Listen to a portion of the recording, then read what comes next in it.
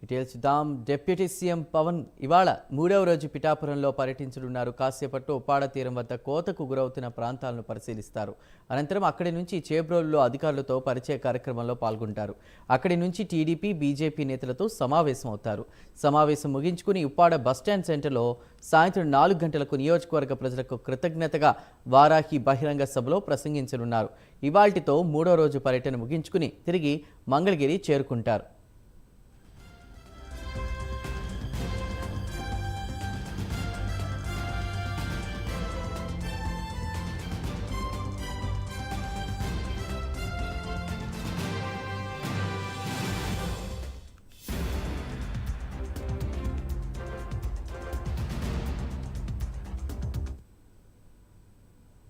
మరి కాసేపట్లో Uppada బీచ్కు deputy CM వెళ్లనున్నారు. అక్కడ కోతకు గురవుతున్న ప్రాంతాన్ని పరిశీలించున్నారు సేనాని.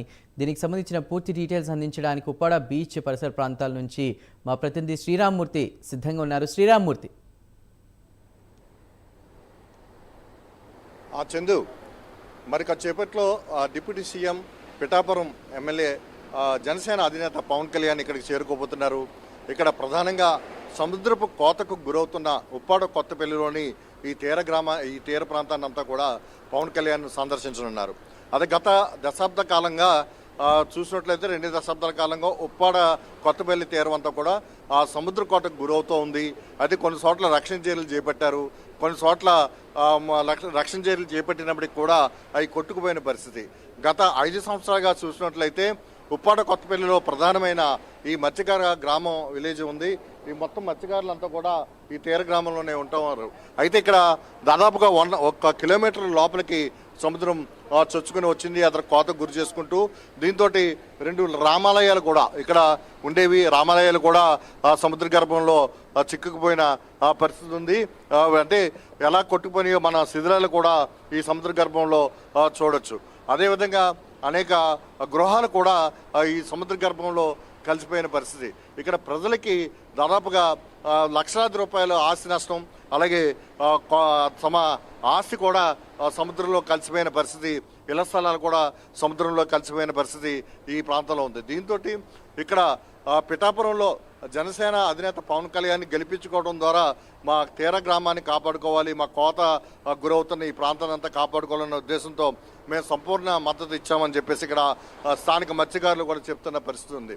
ఈ నేపథ్యంలో తన మొదటి పర్యటనలోనే పిఠాపురంలో డిప్యూటీ సీఎంగా ప్రమాణ స్వీకారం చేసిన తర్వాత తన మొదటి పర్యటన 3 రోజులు ఇక్కడ పెట్టుకున్నారు పవన్ కళ్యాణ్. నిన్న ఈరోజు కూడా కొనసాగుతుంది. ఈరోజు చూసినట్లయితే ప్రధానంగా ఫీల్డ్ విజిట్కి సంబంధించి ఇదే మొదటి విజిట్ చెప్పొచ్చు.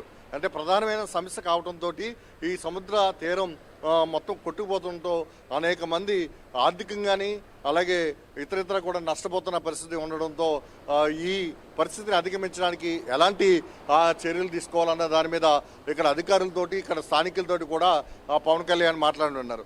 చెప్పండి పెద్దాయన, ఏ విధంగా మీ ఇల్లులు కొట్టుకుపోతున్న పరిస్థితి ఉంది? ఎప్పటి నుంచి ఇట్లా జరుగుతోంది?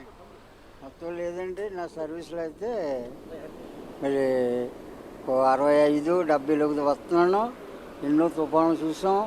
ఇలా పోవడం వల్ల ఇలా మెరకలు కట్టుకోవడం ఏంటంటే ఒక దగ్గర స్థలం వస్తే ఆ స్థలాలు కూడా కట్టుకోవడానికి భవిష్యత్తు లేక కొంతమంది నాయకులు అప్పులు ఇచ్చి ఆ డబ్బులకి ఇంక్వైరీ అయిపోయే స్థలాలు మళ్ళీ పాకల కింద కట్టుకోవటం ఉండడం.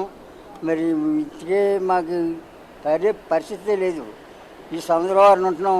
ఏ టైంకి ఎలా జరుగుతుందో, ఏ టైంకి మేము ఎక్కడ ఉంటున్నారో, ఎక్కడ పోవాలో అని తనకి తెలియట్లేదు మాకు.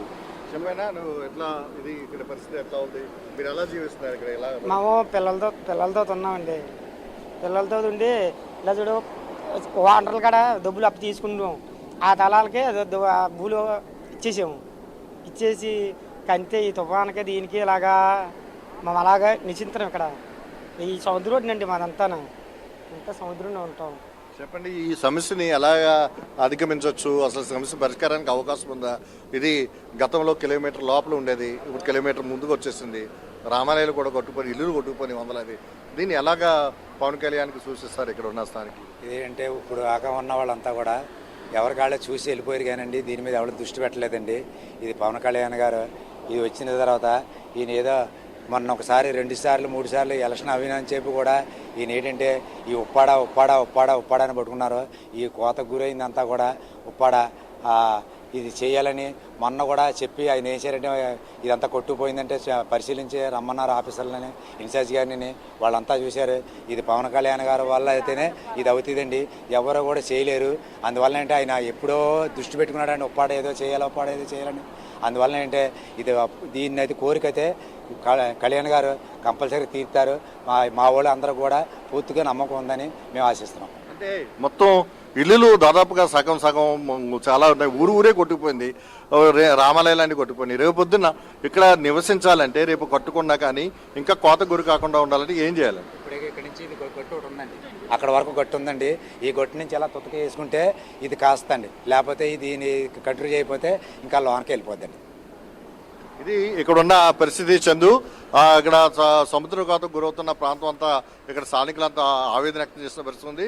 ఇప్పుడు పవన్ కళ్యాణ్ వల్ల అయితేనే ఈ సమస్య పరిష్కారం అవుతుందని చెప్పేసి భావిస్తున్నాం. గత నుంచి కూడా పవన్ కళ్యాణ్ గారు దీని మీద ప్రత్యేకమైన దృష్టి పెట్టారు. ఇప్పుడు ఆయన ఇక్కడికి వచ్చి ఇది పరిశీలిస్తే కనుక తమ సమస్య పరిష్కారం అవుతుంది, ఒక దీర్ఘకాలిక సమస్యకు పరిష్కారం దొరుకుతుందని ఇక్కడ స్థానికులు కూడా భావిస్తున్నారు. మనం ఇక్కడ కోత గురవుతున్న తీరం కూడా ఎలాంటి విధ్వంసం జరుగుతుందో మనం ఇక్కడ చూసిన పరిస్థితి ఉంది.